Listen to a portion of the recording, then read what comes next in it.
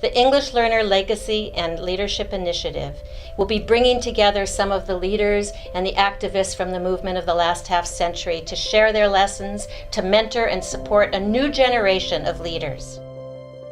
Hi, I'm Lori Olson, an educator, a researcher, and a social justice activist.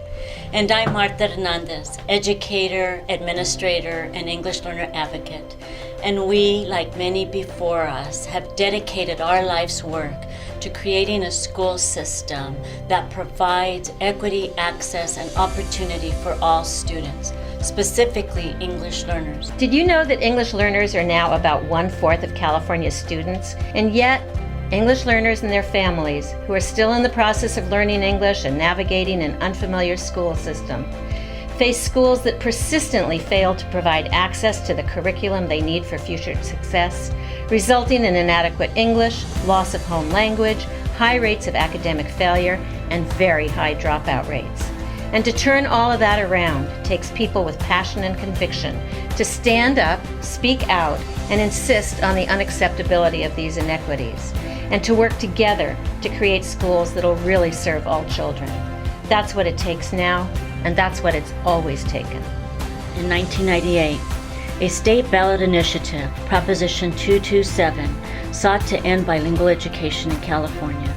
And although the initiative passed, the battle against it brought about a new, powerful coalition championing the educational rights of English learners.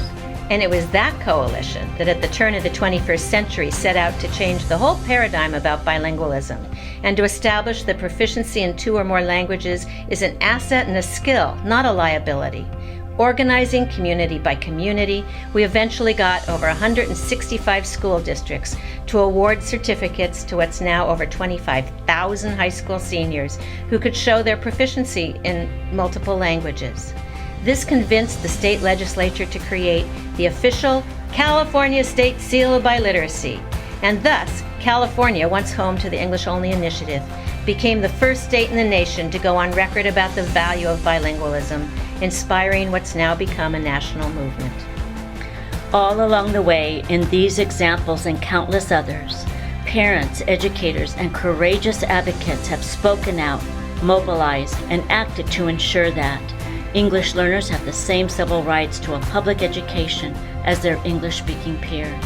And they fought to establish the right of English learners to have their home language and culture affirmed and their families welcomed at school, the right to have teachers trained with the skills to teach them, the right to fair funding, and the right to have a voice in the education of their children. So will you join us?